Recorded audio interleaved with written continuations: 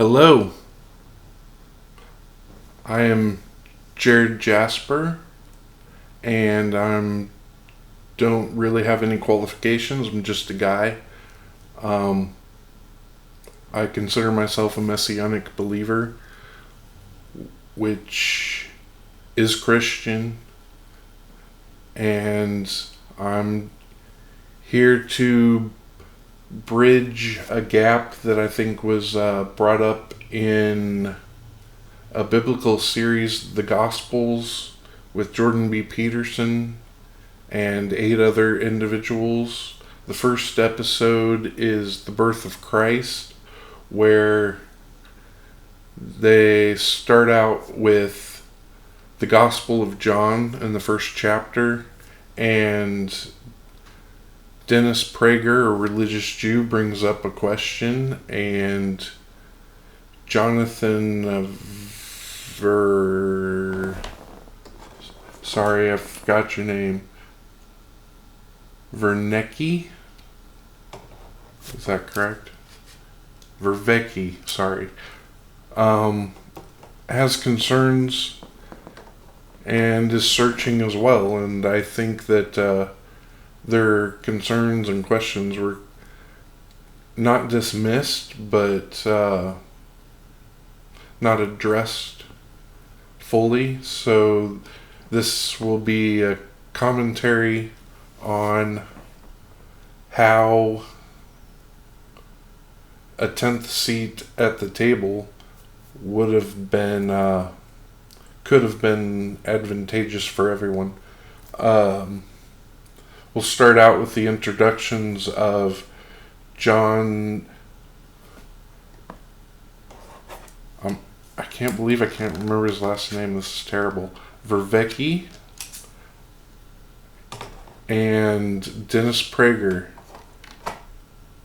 And they will introduce themselves, and that will be followed by Jordan Peterson reading the Gospel of John from the Single Gospel, I believe was the title of the book he is referencing.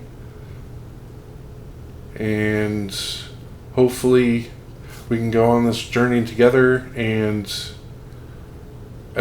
address things that have been overlooked not only in modern times but ancient as well. So, on with John Vervaeke. Did I get that right finally? Vervaeke. Man, see? We all make mistakes. Yes, we'll start with those introductions. Hi, I'm John Vervaeke. I'm an associate professor of psychology and cognitive science at the University of Toronto. I'm a colleague of Jordan's. I'm here with sort of two hats. One is I'm here as a cognitive scientist. I do a lot of work on the nature of meaning in life, and how that relates to transformative experience, how it relates to a sense of the sacred, about how it's often carried in non-propositional kinds of knowing. And of course, these are topics that overlap deeply with people's religious lives and the religious practice. And I'm interested in how we can, I'm going to use this word, realize this text as sacred again, because the second hat I'm wearing is, I believe there's a meaning crisis, and I've talked at length about that.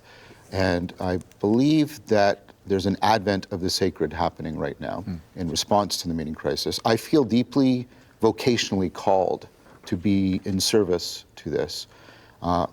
And so I want to get into a relationship with this figure that recaptures how Jesus is strange, not in a pejorative sense, but the way I have found Socrates, another one of my heroes, to be profoundly strange in a way that has been deeply transformative for me. And so I'm hoping that in this, that I can take a role I'm not a believer, I'm not a Christian, I'm not an atheist, I'm a non-theist. I guess the closest name you could put to me is I'm sort of a Zen Neoplatonist. But I nevertheless, I want to listen very deeply, I want to probe very deeply, and I'm very grateful to be here. Mr. Prager. Thank you. It's wonderful to be here with all of you. I'm Dennis Prager, and it's a joy to be back with you. So I have a slightly different background. I'm a religious Jew. I went to yeshiva till I was 18, 19 years of age, taught Jewish religion at City University of New York, written books on it. I have a 5-volume commentary on the Torah, 4 volumes of which are completed. I'm now working on Leviticus. Wish me luck. It's not the easiest of the 5 books, but I'm falling in love with it for other reasons. So I'm here for a number of reasons, one of which is to learn. And I've always found that I learn best from those who believe in the text that we're studying. I had a Buddhist teacher in England when I studied in England, and it was the best way to learn Buddhism. I'm also here because, though I'm not a Christian, the death of Christianity frightens me.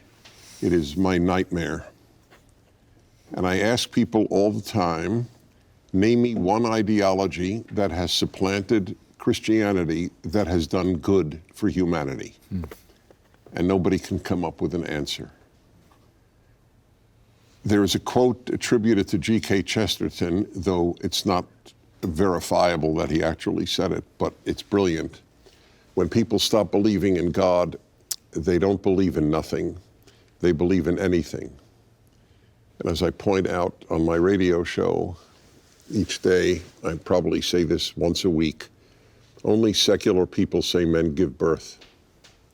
Not all secular people say that, but only secular people say that. We have entered a post-Christian, or really post-Judeo-Christian, world of the absurd. One final word.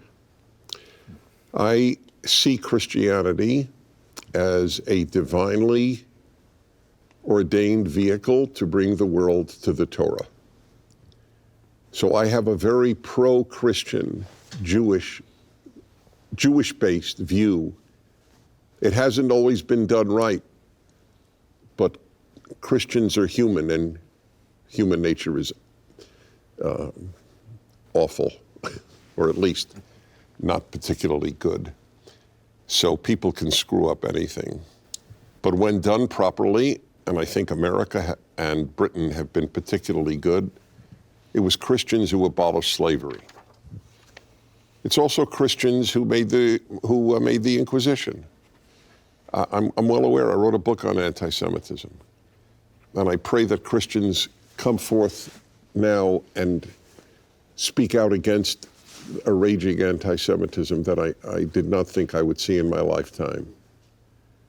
But nevertheless, this Jew, this Westerner, is very frightened of a post-Christian society. In the beginning was the Word. The Word was with God, and the Word was God. The Word existed in the beginning with God. All things were made through Him, and God created nothing except through Him. In Him was life, and this life brings light to all mankind. The light shines in the darkness, and the darkness has not overcome it. And the Word was made flesh and dwelt among us, full of truth and kindness. We have beheld His glory, the glory of the only begotten Son of the Father. And from the abundance of Jesus' grace, we have all received blessing upon blessing. For the law was given through Moses. Grace and truth came through Jesus Christ. No one has seen God at any time, but the only Son who is closest to the Father's heart has made Him known to us. Can somebody explain to me, because I admit I've wrestled with this as long as I've studied Christianity. In the beginning was the Word. I've never fully understood that, especially if it harkens back to Genesis. I don't have an issue with it. Please understand, this is truly a question from ignorance. Is the word, when God said, "Let there be light," is that the word that's being referred to? To some extent, yes. So the idea is So what word was at the beginning? John. Yeah, I want to pick up on the fact that there's actually, I call them the 4 L's about God. There's love, agape, there's logos, there's light, and life. And these are all the identity claims that are somehow circling. And I'd like to propose we slow down a little bit, because the familiarity of those terms to us, I think, is masking something more profound going on here. And if we think about all of these, they're pointing, well, to me, they're pointing to something very radical here. They're asking us to get out of a normal way in which we think about reality in terms of stable, substantial, independently existing objects. All of these are inherently relational realities. And think about how profound that is, to say that ultimate reality is inherently, ultimately relational, and that therefore a relationship to it has to be primordially a relational thing. And this is very, very hard for our way of thinking, because we have got into the mode, and for all kinds of historical reasons we don't need, of thinking of, and of that what there really is are individual things. There's no relationality. This is, of course, nominalism. All of that's in our head, and then that gives us a dualism, because the mind has the patterns, the world. There's something going on here in this language, and I want to slow down a little bit and get at, right? These terms are very familiar, and I think I understand why they're there, but their familiarity is actually in some sense problematic, because I think it's easy, like these are all nouns, and it's easy to think we're talking about 4 things. These are attempts to disclose, and all 4 of them, I feel they're playing off against each other. The relation between them is as important as any one of them. And all of them are playing off against each other and trying to call us into a new way of trying to relate to ultimate reality. And so, like when I try and, because Jesus makes these claims too. He talks about, I'm the light of the world, abundant life, like, all of it. And this to me, if I could hear these words again, I could get to a place where I think the idea of could have more real relevance to me. And so we live in metaphor. Metaphors aren't façon de parler. Like we've just begun, but I hope this discourse isn't too hard, but I hope we understand it. I hope you see my point. I hope you get what I'm saying. Like, try and say anything, right? Metaphor is not an ornament. It is part of the fundamental grammar of our cognition. And these are more than metaphors. These are metaphors that are trying to transcend themselves, and they're trying to point.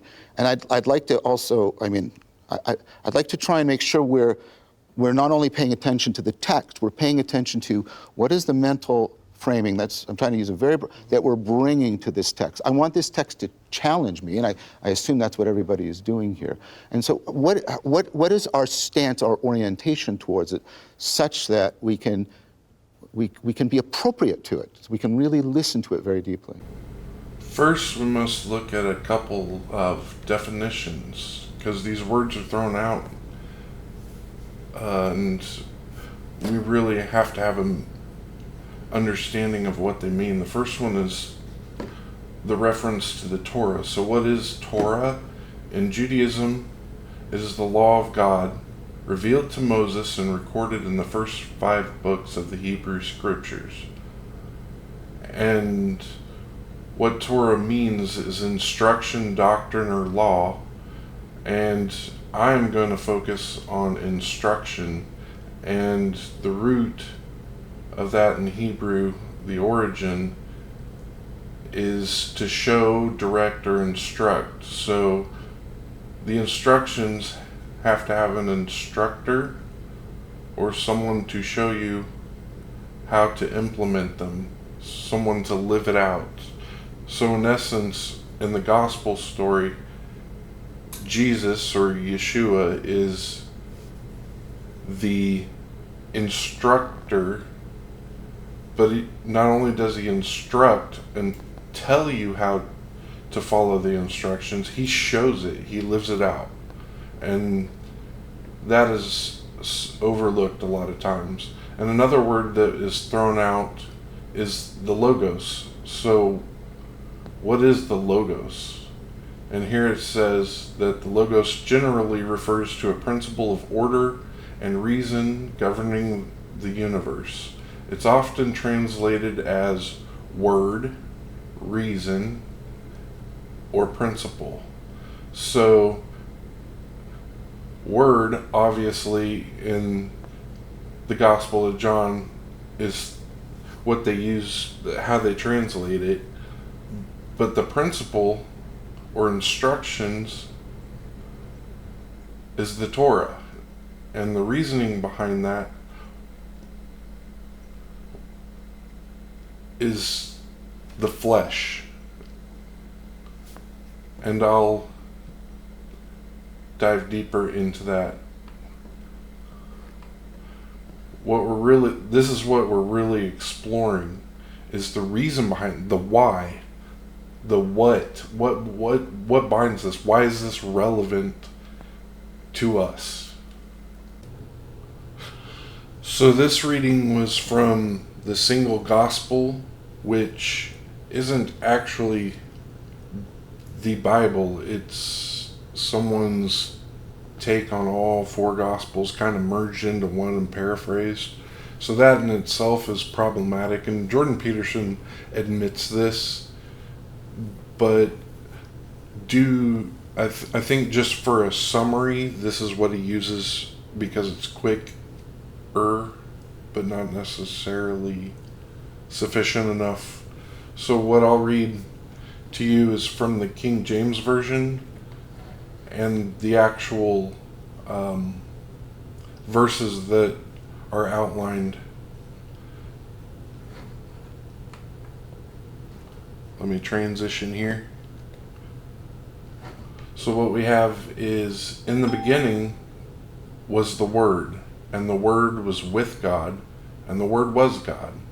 The same was in the beginning with God. All things were made by Him, and without Him not a thing anything made was made. In Him was life, and the life was the light of men. And the light shineth in the darkness, and the darkness comprehended it not. And then we move down to John 1:14. And the Word was made flesh, and dwelt among us. And we beheld His glory, the glory as of the only begotten of the Father, full of grace and truth. And I think the most important thing to note here is it's easy to separate these things, especially in English, because we have such an abstract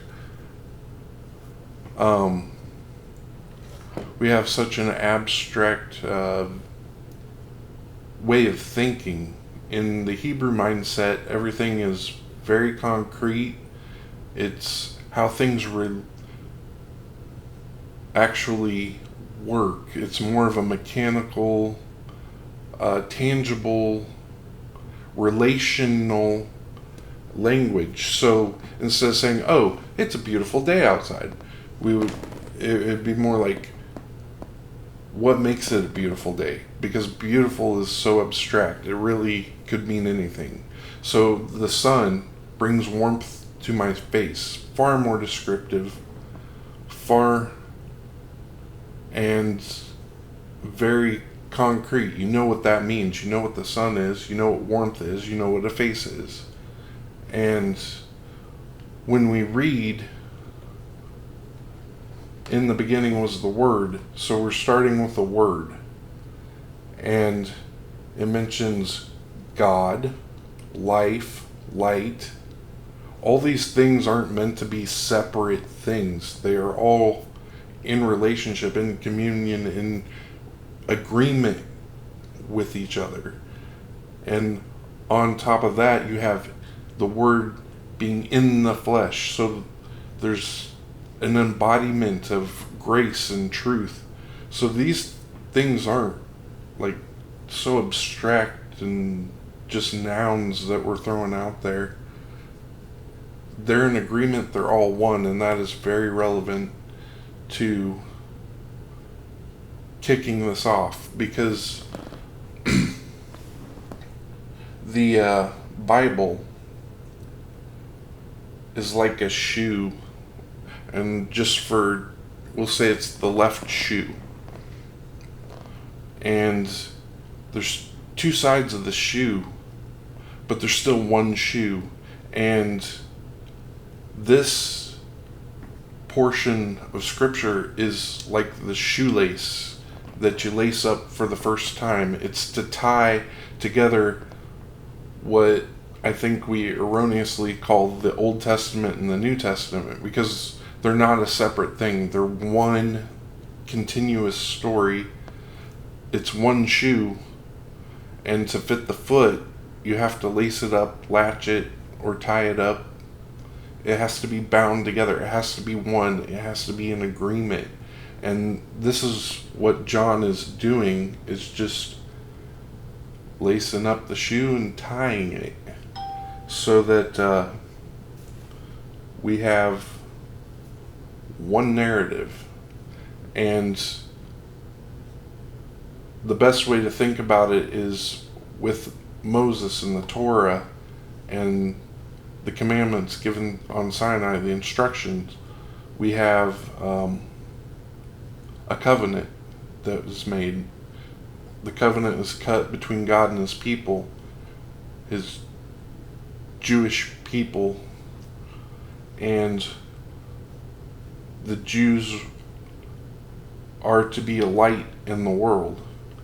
And so you have this covenant, but the covenant kind of comes untied and unraveled, which is a natural part of being human. But the penalty for that, of course, is death for breaking the covenant. It's a blood covenant due to the sacrifice. That's what you do. You sacrifice, you cut the covenant and walk between the pieces.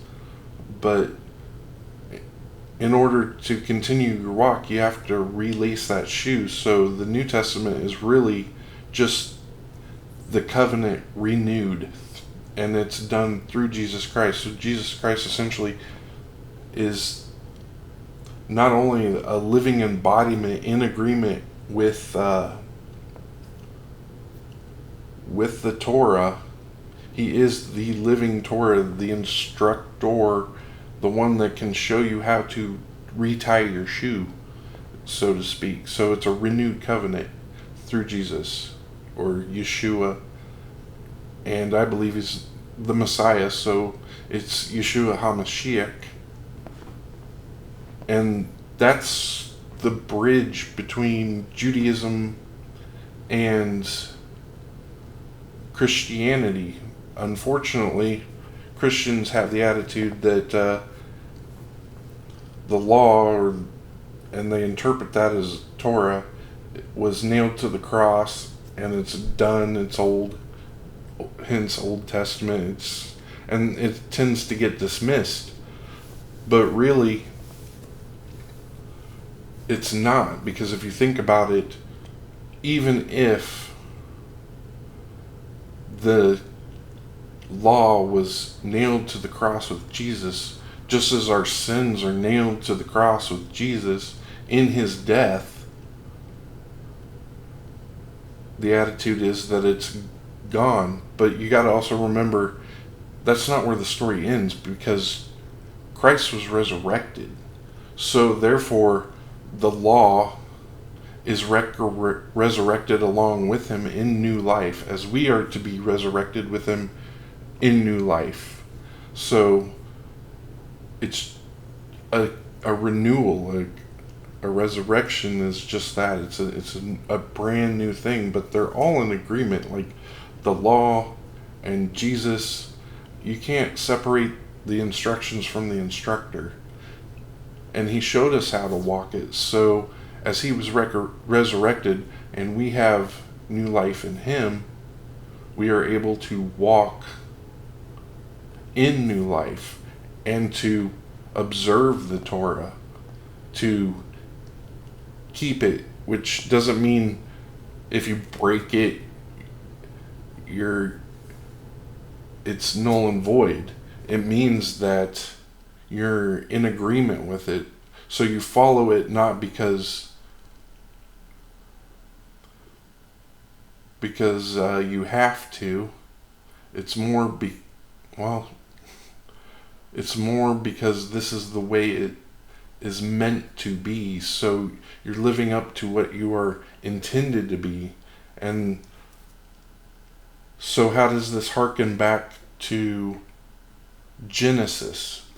And that's the real question that Dennis Prager had as a religious Jew that just wants to learn, and he wants Christianity to be kind of this vehicle into the Torah and an introduction to Torah. Unfortunately, with the law is dead mentality that Christians and Christianity has this replacement that the Jews, they messed up, so we replace them, we're better, we're that light in the world, when really there are 2 feet, 2 sides, a left shoe and a right shoe, which isn't referring to the word, it's referring to the Jew and the Gentile, the Jew and the Christian, that we have 2 shoes that we're to put on. That way we can walk in tandem together. That way we are both the light in the world. That we are in agreement. That we are one. There is no longer a separation between the Jew and the Gentile, the clean and the unclean. The unclean have been made clean through the blood of Jesus Christ. And through his resurrection, both Jew and Gentile are supposed to walk in tandem together. And that's the way it's supposed to be. It's not the way it is. And Yeshua will return and show us the way, as he did, showing us where we had erred before. And now that we're still in error and messing up and struggling,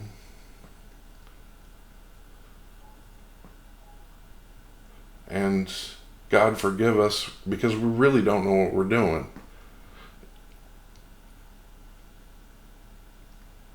We can strive to have that walk, because it takes 2 feet to walk the path, because that's what it's all about, is walking the path, walking the Torah, the way, in righteousness, and not being off the path in wickedness. And just as his feet were bound on that cross together with one nail, so Jew and Gentile are bound together. And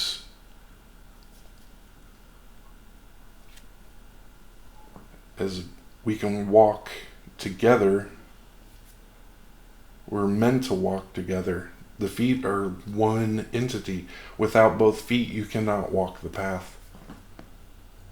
And that's the tragic thing, that Jew and Christians, we're not walking the path together. We are 2 witnesses together in tandem. That way we can move the whole body forward. You can't have that without the other. And so how does that go back to Genesis? Like, what is the word that Dennis Prager struggles with as a religious Jew, and how is it a vehicle for the Torah? So let's get into that. In Genesis 1:1, we see that in the beginning, there's those words again, just as we had in the beginning. In John 1:1 starts in the beginning. So here we have the word Bereshit, and that can be broken down into all kinds of things. But essentially, It's always translated in the beginning.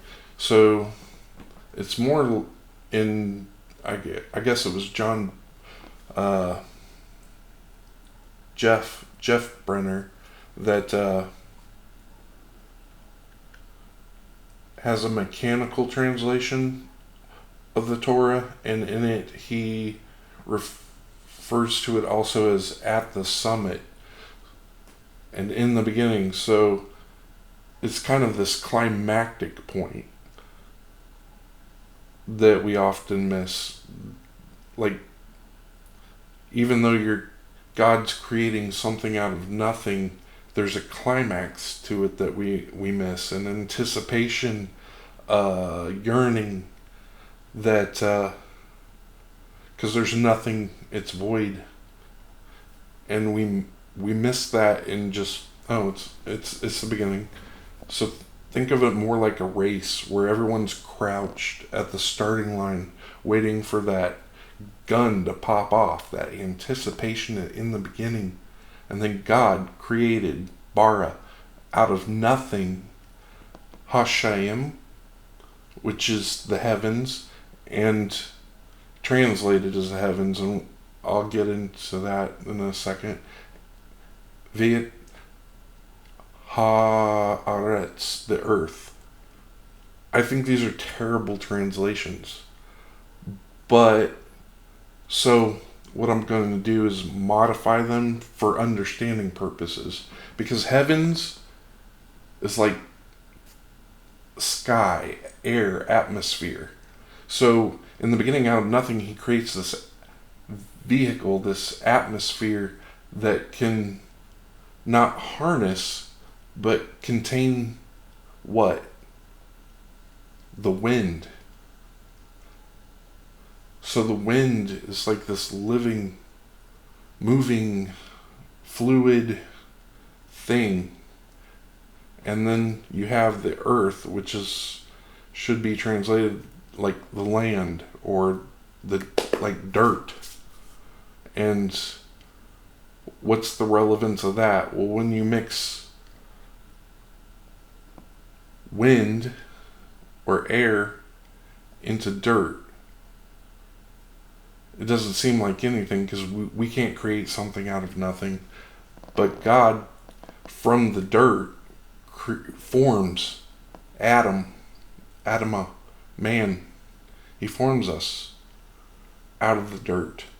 And from the Hashem, the atmosphere, the heavens, the sky, he breathes life into the nostrils.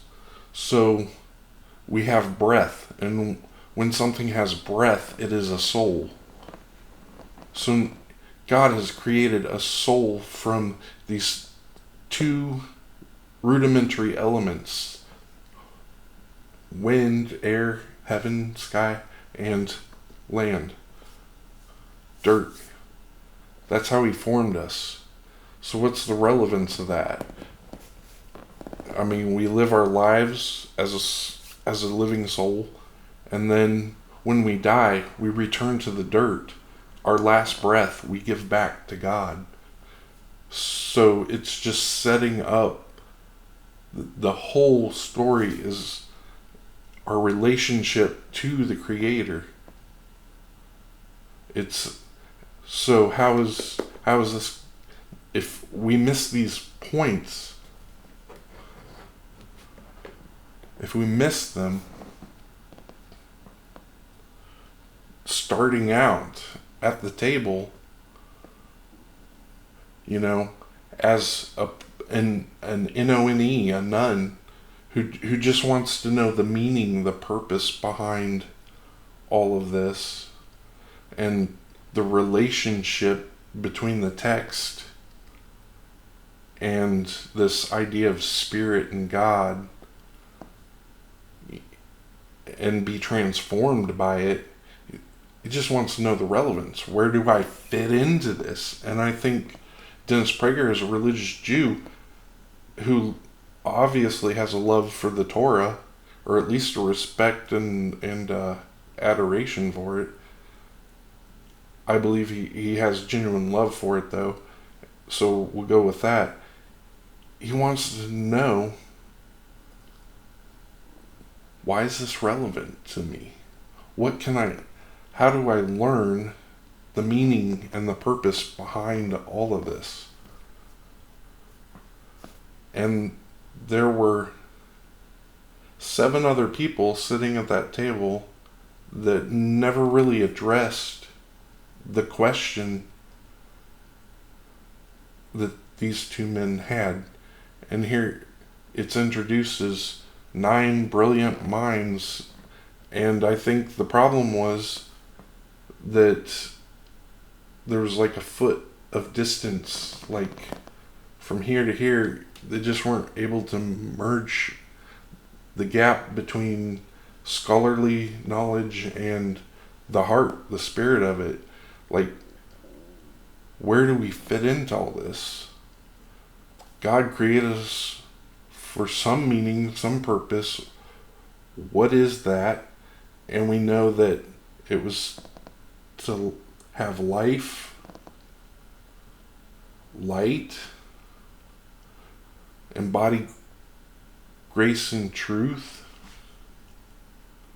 And all that starts here. And all John in the Gospels doing is lacing up that shoe from the covenant to essentially the same place that the Gentiles are in, and the Jews at the time, essentially the whole world, all of us. How do we tie this all in, lace it up, latch it up? And the only one worthy to do that was Yeshua HaMashiach, the only begotten of God. That is what I think both Dennis Prager and John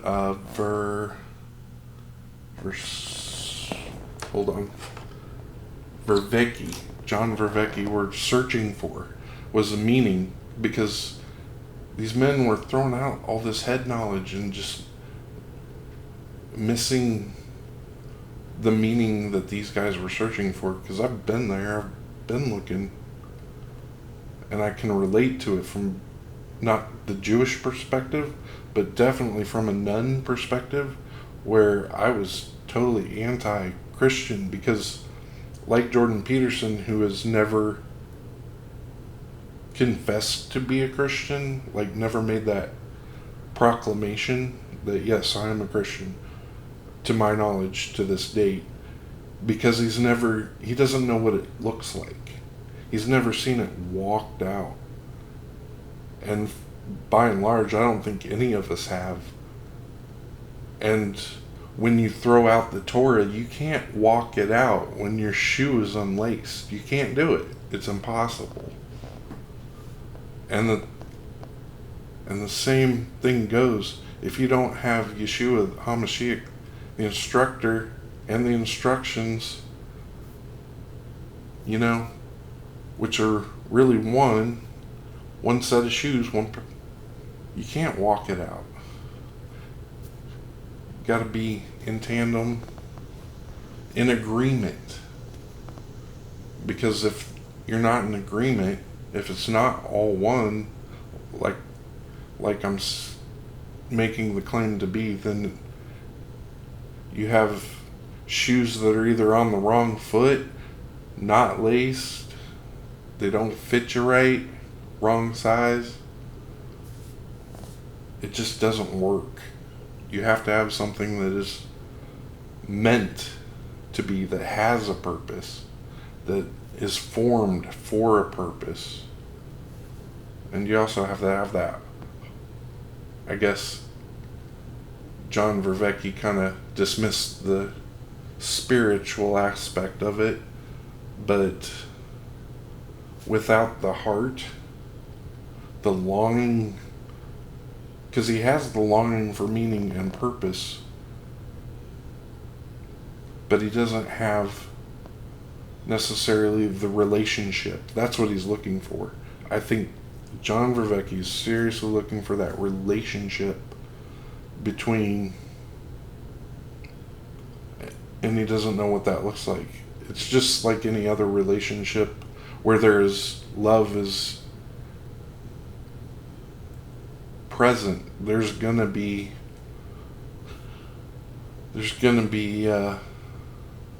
you get to know someone and you learn to love them. It's the same way with God. You have to get to know God and through Jesus Christ. So you have to really know them both to get the whole picture. So you have Yeshua and you have Yahovah, and how does all this, if you don't start with a basic knowledge that they're both one, in agreement with each other, they can't be torn apart. You can't just rip your right foot off your body and toss it away because you don't like it. And you can't do that with the left either. You have to take them both in tandem. And then you will actually experience, because there is beauty and love in the instructions because they came from a loving instructor. And I think Christianity has missed that, and it's tragic. And I think that if Christians could convey that to Jews, because I think that's the number one issue that Jews, religious Jews, have, is that, well, you've thrown out my love, the Torah, the instructions that came from the instructor. So that's the paradox, because on one foot or one hand, in one hand, you have the love for the instructor, and then on the other hand you have the love for the instructions. Well, you got to hold them both tight. You got to keep them both close. You can't just say, oh, well, I don't like the instructor, or I don't like the instructions that the instructor gave. You can't do that. You can't hold them both close if you've dismissed one or the other. It just you're just beating your chest.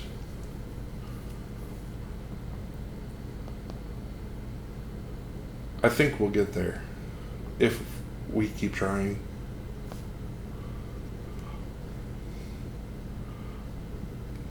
We just have to get that foot of space. Boom. And Jordan Peterson's biggest problem is there's a foot of space between your knees and the ground too. He has never seen it in action. Because it's one thing to say, confess that you believe, but it's another to actually take action and do these things. Because, I mean, he said, if you love me, then you'll keep my commandments. So I just don't understand how we as Christians have gotten so far that and just push it off and dismiss the instructor's instructions just because, I don't know if they're inconvenient. Like I said, I don't get why we have done that. It dumbfounds me, it really does. Well, there you have it. That's my take on it. We can do better. We can do better. We can definitely learn to love not only the instructor, but the instructions, and vice versa. But it all comes through revelation. Christians, you wouldn't know that Jesus is the Messiah unless it had been revealed to you. So you need that. We need to have that patience with others, and we need to realize that these instructions are not dead, because if they're dead, then we serve a dead God, and we have a living God, and his instructions are just as alive today as they ever were. And for the Jew, I pray that it will be revealed to you that Yeshua was the Messiah, and he didn't come to do away with your Torah, our Torah. He came to fulfill it, to be in agreement with it 100%. So it will never pass away. You can love the Torah, and you can love Yeshua HaMashiach. You can love Jesus Christ and the law. They are not juxtaposed. They are one, just as Jesus is one with the Father. And if you have the Holy Spirit, that will be revealed to you, and you can start learning to love the instructions just as much as the instructor. And your faith without these works are dead, and these works are the clothes that we wear. So do not forsake any of it. But that's my take on it. Thank you for going this far. I know I'm not very articulate and I pause a lot, but that's because I'm thinking of what to say. I don't really speak a lot, so I'm just putting it out there. I think it needed to be said, and I thank you for listening. And be sure to read the description. I'll have links to some of the resources. And have a wonderful, blessed day.